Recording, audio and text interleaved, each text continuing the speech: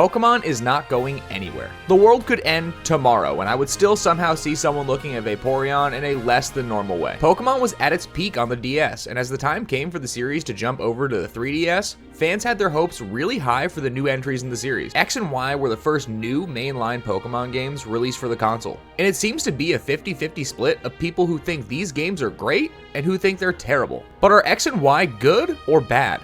Pokemon X and Y released worldwide on October 12, 2013. When X and Y were first announced, the hype was real. Nearly 3 years after the release of the 3DS, we were finally getting our first Pokemon games on the console. X and Y brought the Pokemon series into a full 3D environment for the first time. Oh my eyes! This was a major leap from the pixel art of the previous generations. The fully realized 3D environments were a huge deal to Pokemon fans. Going from the beautiful new sprites of black and white to this was a polarizing change. The new 3D models don't look bad, but after decades of being 2D sprites and finally getting some really great looking sprites with black and white, this was a big change. These were the first titles to have these 3D sprites, and as time's gone on, they've looked better and better. But I'm really a big fan of how they looked in black and white, so this change just kind of felt forced. But this wasn't just for the Pokemon. The entire environment transitioned to 3D as well, with the Kalos region looking really good even over a decade later. Based off of France, Kalos was a great mix of different areas that make this region really fun to explore. Even though it was linear at times, it had some really great locations. Lemoy City is really interesting. It has an Eiffel Tower Pokemon gym in the center and then a giant circle to explore.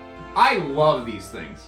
It had so much personality with a bunch of coffee shops, clothing stores, and people to talk to. The main problem though is that a lot of the routes and towns seemed like they were very linear. In other titles, you were rewarded for exploring and finding new hidden areas. These games felt slightly more linear. There is still plenty to explore, but compared to some other entries in the series, it just feels like it's more structured. Overall though, with the jump to 3D and the design of the region, Kalos is an underappreciated region. And as in every new Pokemon game, they add a ton of new Pokemon. I love a lot of these designs. I just wish there were more. The new designs are solid overall. Some are great, like Pangoro, Aegislash, and Malamar. And the fossil Pokemon here are some of my favorite in the series. Maybe it's because I really wanted dinosaur fossil Pokemon for years, but their overall designs are great. The legendaries here are great too, but this was the only region that didn't have a legendary trio. Every other generation has had a legendary trio up to this point, so for them to not add one here just did not make sense to me. It would have made the Pokedex feel far more complete, but overall they had a pretty solid selection of Pokemon on the roster. The box legendaries though are great. Xerneas and Yveltal are awesome. They stand out really well and do a great job being the box legendaries.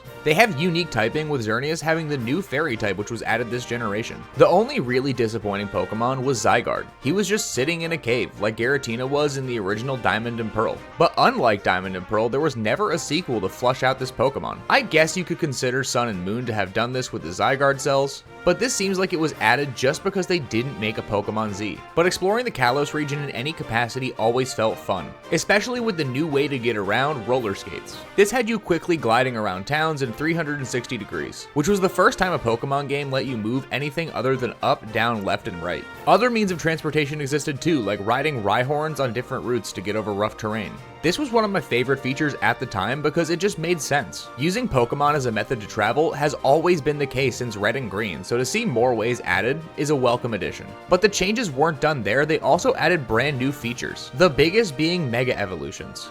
This brand new mechanic allowed certain Pokemon to temporarily evolve into a more powerful form during battle. This feature alone had people foaming at the mouth with excitement. This was the first title to introduce a new gimmick, and it started the gimmick era of Pokemon games. After X and Y, it seemed every game started introducing a new gimmick to spice up the gameplay in some way. Z moves, Dynamaxing, and Terastallization are all new variations of the gimmick, and it's all a double-edged sword. They add a new layer of depth, which helps break up the potential monotony of these games, especially in competitive play. They also leave the door open to making changes that people don't like. Name one person who's ever said that they miss Z moves. George Washington. What? No, that.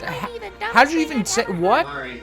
I don't think anyone will argue that Mega Evolutions are the best gimmick that Pokemon has ever made. They felt natural and had their own drawbacks. Only certain Pokemon were able to Mega Evolve, which made building a team around those Pokemon something to consider. Only one Pokemon can Mega Evolve in each battle, meaning if you have 3 Pokemon with the ability to Mega, then you have to pick one to do it.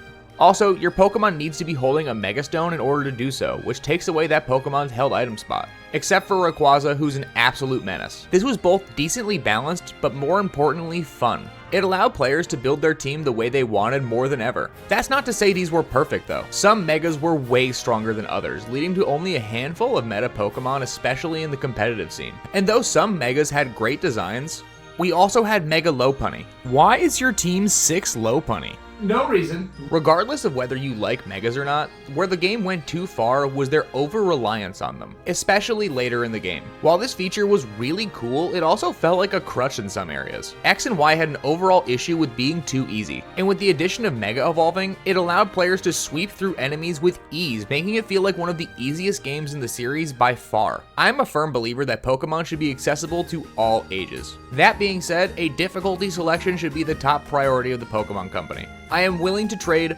both my legs for it. But one of the best parts of any Pokemon game is the story. You start out by picking one of your starters between Fennekin, Chespin, and Froakie. These are all great starters, and I don't understand all of the hate that they've gotten. Of course, Froakie evolves into Greninja, which is one of the most iconic Pokemon from this generation, but the other two are decent as well. I'm not going to sit here and say Chespin is the best design we've ever gotten, but overall the selection is fine, and it finally broke the curse of having a fire and fighting starter. The games follow the traditional Pokemon formula. A young trainer sets out on a journey to become the Pokemon champion while defeating a villainous team along the way. In this game, the team is Team Flare, led by Lysander.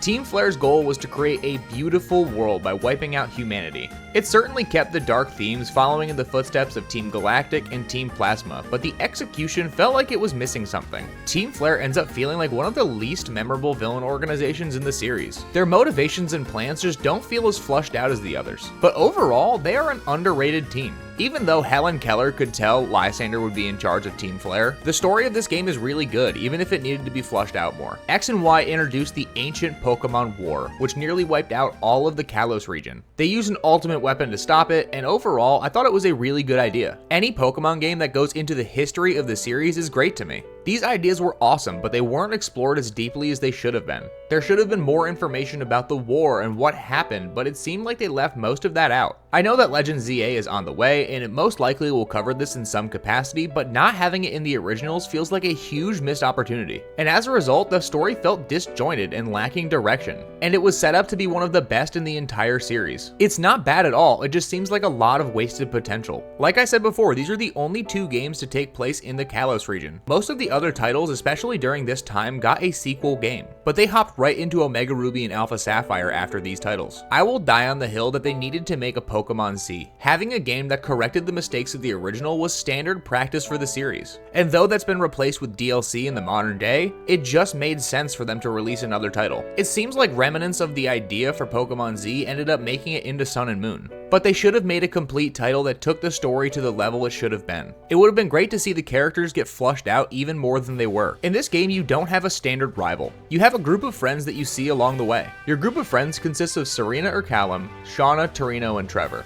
Having a group instead of a rival was a really interesting idea, and though none of the characters got developed very well, having a group of characters who follows you on your journey was really interesting. I would rather have a group like this than one half-baked rival who doesn't give me a reason to have a rivalry with them. I'm not saying a rival has to be a jerk like Blue, but having someone that you have a reason to try and beat is something I like to see. Another standout character is Professor Sycamore. He is far more charismatic and plays a much bigger role than other professors do in the series. He ends up giving you a second starter Pokemon from the Kanto region really early on in this game. This was the first title to give you 2 starters this early on, and it was an interesting idea. It gives you 2 great Pokemon of varying types, which is nice, but at the same time, it takes up another slot from one of the new Pokemon in the game. You don't have to use it, but who's gonna turn down a Squirtle? One of the biggest problems though is that after you complete the main story and beat the Elite Four, there's a lack of content to keep you playing. That's not to say there's no post-game, but it just felt lacking.